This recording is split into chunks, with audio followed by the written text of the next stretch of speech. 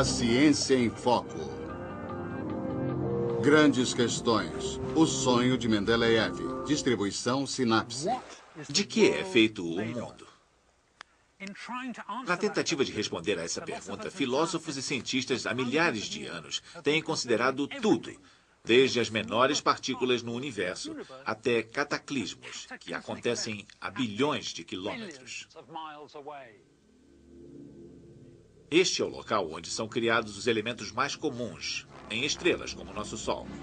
As estrelas são feitas principalmente de átomos de hidrogênio, que, quando superaquecidos, se fundem, formando elementos mais pesados, desde o hélio até elementos pesados como o ferro.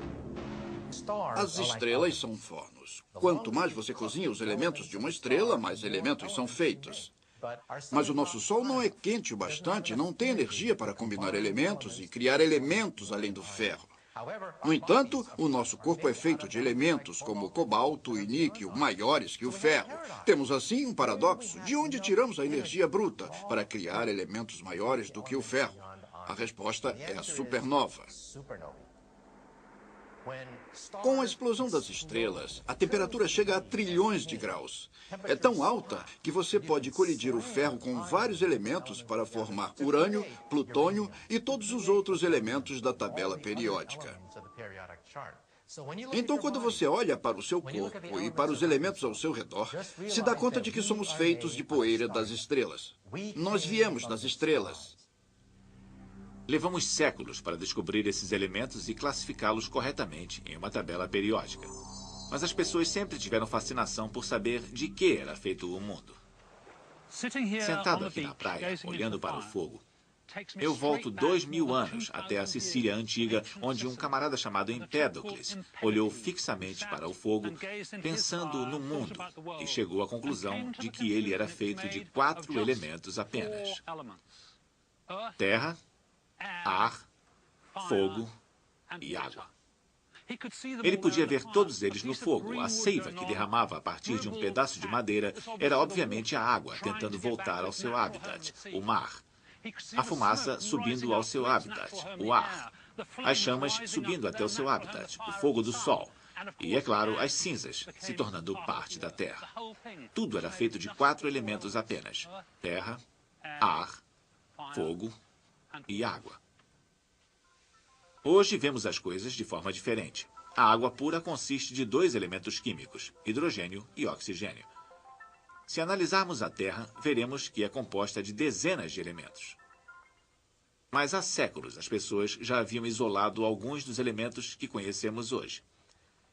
Eles derreteram metais como chumbo, cobre, ferro e estanho, usando carvão, uma forma de carbono, para fazer fogo. Eles tinham fascinação por ouro. Os primeiros cientistas passaram 2000 anos tentando obter esse elemento precioso a partir de materiais menos valiosos. Mais feiticeiros do que cientistas, eles eram conhecidos como alquimistas. Misture a gema do ovo com a casca moída. Despeje a mistura em um recipiente fechado e cozinhe por 41 dias. Ferva o que sobrou em água. Depois, coloque a solução em um recipiente e cozinhe por mais 2 dias. Esvazie o conteúdo em uma concha uniformemente e o exponha ao sol. A água vai formar uma substância grossa. Derreta 30 gramas de prata, adicione a mistura e você terá ouro. Essa receita vem de Zósimo de Panápolis, que viveu na Alexandria no ano 300 a.C. Outro alquimista sugeriu alimentar galinhas com partículas de uma folha de ouro, na esperança de obter ovos de ouro. É claro que essas receitas não funcionavam. Não se faz ouro dessa forma. Mas isso manteve Zósimo e seus colegas alquimistas ocupados por muito tempo.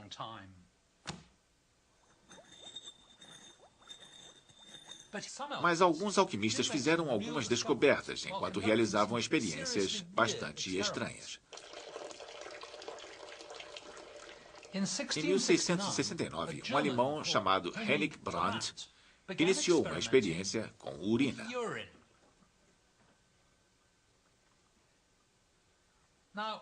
Os alquimistas adoravam a urina. Eles a chamavam de fluxo dourado e a adoravam porque tinha a cor certa, apesar do cheiro errado. Brandt coletou 50 baldes de urina. Ele os armazenou até que todo o líquido tivesse evaporado. E o que restou foi uma borra e vários vermes se mexendo.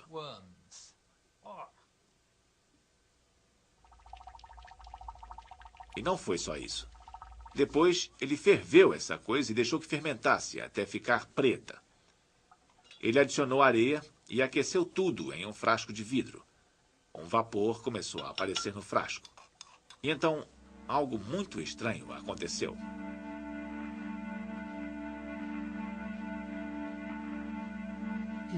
Ele viu no frasco uma substância misteriosa e maravilhosa que brilhava no escuro. Diante dos seus olhos, ela reluzia e brilhava. Ele achou que ia parar, mas ela continuava. O que ele descobriu, na verdade, foi o fósforo.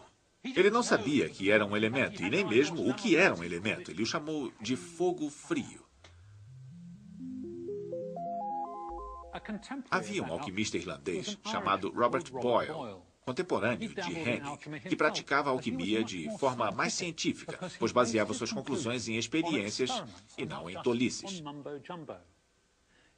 Foi Boyle quem definiu o que era um elemento. Ele disse que os elementos podiam se combinar para formar compostos, mas não podiam ser divididos em substâncias mais simples. Eu tenho alguns elementos aqui. Este é o silício, metal mais leve.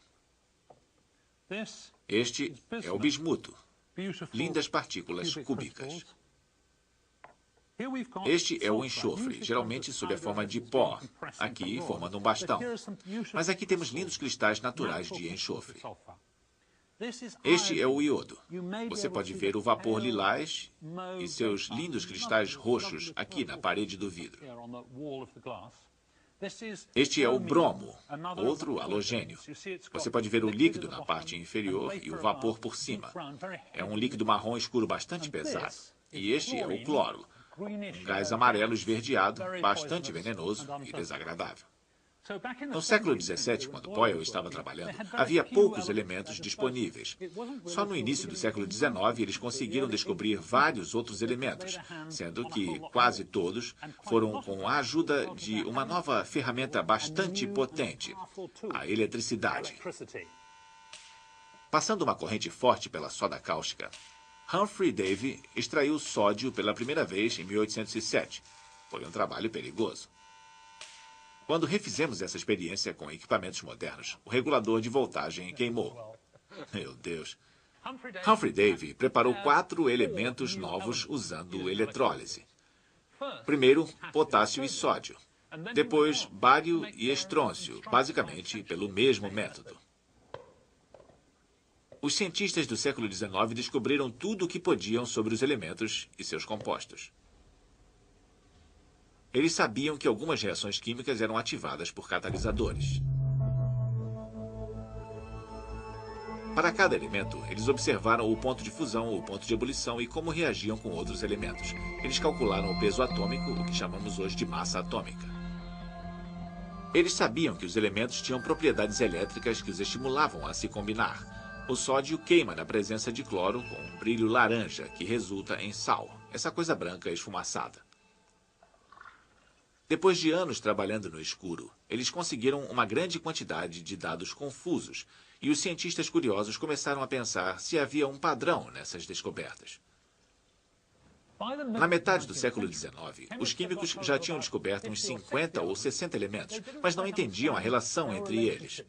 No entanto, alguns padrões começaram a aparecer. O que você tem aqui? Um metal chamado lítio. Um grupo de elementos, os metais alcalinos, reage com a água. É um pouco fraco, não é, Mike? É, parece com um Alka-Seltzer. Mas seguindo o grupo, as reações ficam mais fortes. Agora é sódio. É, sim. Potássio. E lá vai ele com a explosão. É verdade. Lítio, sódio e potássio claramente formavam um grupo de elementos semelhantes. Os halogênios, cloro, bromo e iodo formavam outro grupo. Havia padrões nos elementos. Mas ninguém conseguia descobrir um padrão que reunisse todos os elementos. Um dos motivos era que, na época, muitos elementos ainda não haviam sido descobertos. Eles não sabiam disso, mas estavam tentando fechar um quebra-cabeças com várias peças faltando. Eles estavam convencidos de que em algum lugar naqueles dados havia um padrão, mas seria preciso muito tempo e paciência para encontrá-lo. Um dos cientistas que se encarregaram dessa tarefa foi o russo Dmitry Mendeleev. Dmitry Mendeleev teve uma história muito estranha. Ele era da Sibéria, a parte pobre do Império Czarista, e o último de 17 filhos. Consequentemente, sua família vivia em completa pobreza. O seu pai ficou cego e morreu, deixando a família em extrema pobreza.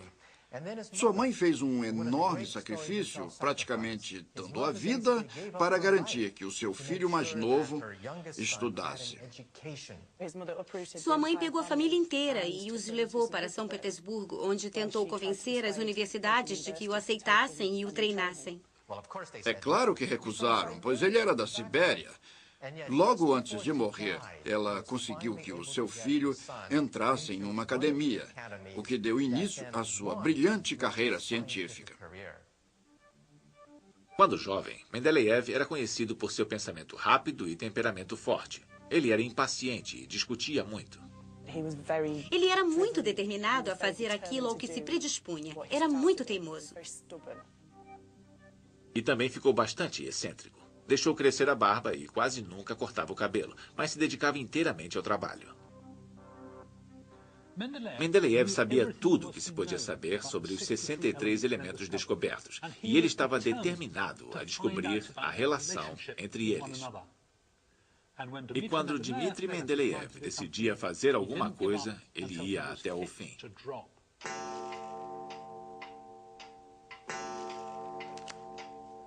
Apesar de ser muito impaciente, ele se acalmava jogando paciência.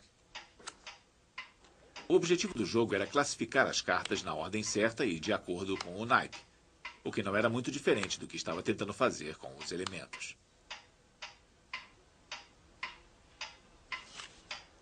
Mendeleev pegou umas cartas em branco e escreveu o nome dos 63 elementos com o peso atômico. Ele começou a refletir sobre as cartas, tentando ver se conseguia dividi-las em grupos. Mas por mais que tentasse, não conseguia encontrar um padrão. Ele estava de saída para uma longa viagem. Mas disse ao motorista para esperar. Ele refletiu sobre as cartas durante mais algumas horas. Ele dispensou o motorista. Embaralhando as cartas na mesa, ele sabia que estava na iminência de fazer uma descoberta. Mas depois de horas pensando, exausto, ele adormeceu. E começou a sonhar. Brom, zinc, alumínio, níquel, cobalto. The halogens. E enquanto sonhava, a imagem começou a tomar forma. Ele acordou de sobressalto e dispôs as cartas de acordo com o padrão do seu sonho.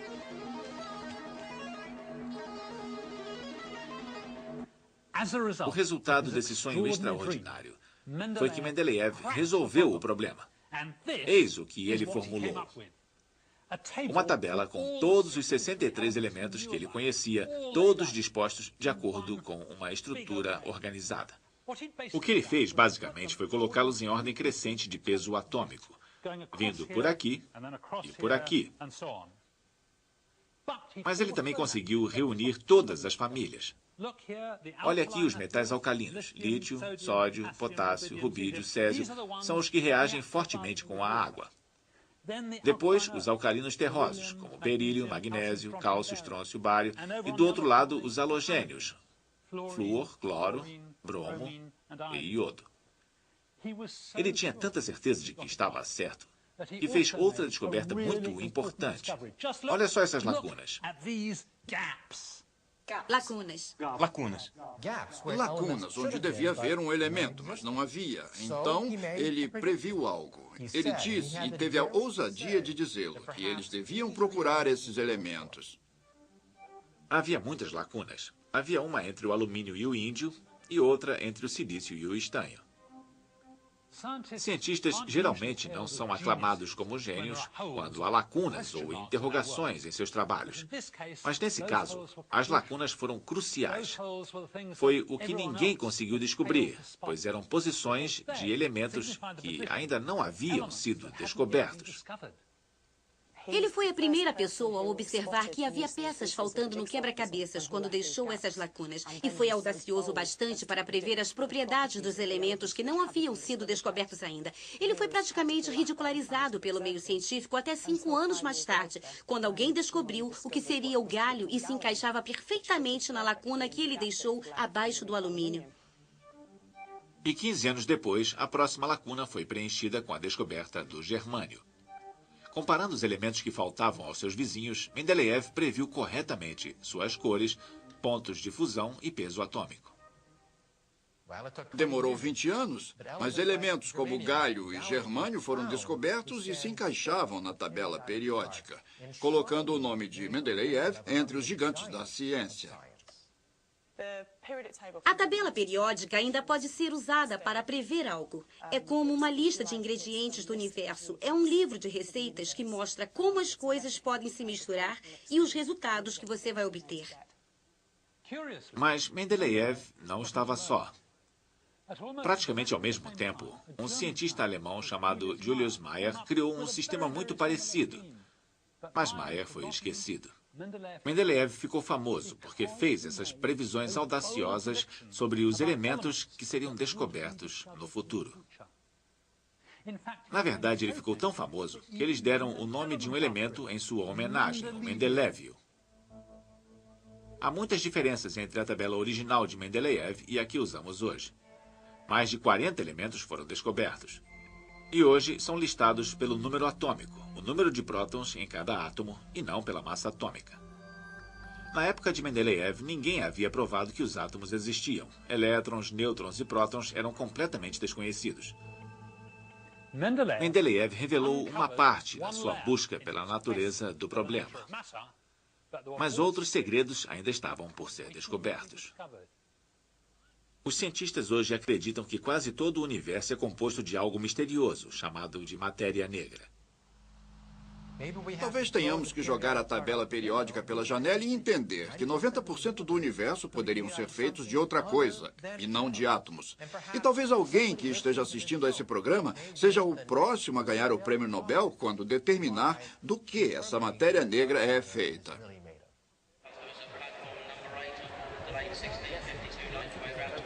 Mas se Mendeleev estivesse vivo hoje, uma coisa certamente o deixaria feliz.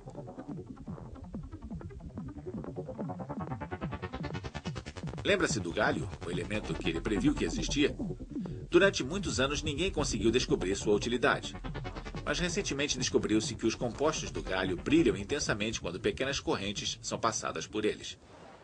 E é aqui onde encontramos o galho hoje em dia, nas mais novas versões da tela de vídeo, a marca registrada da era da informação.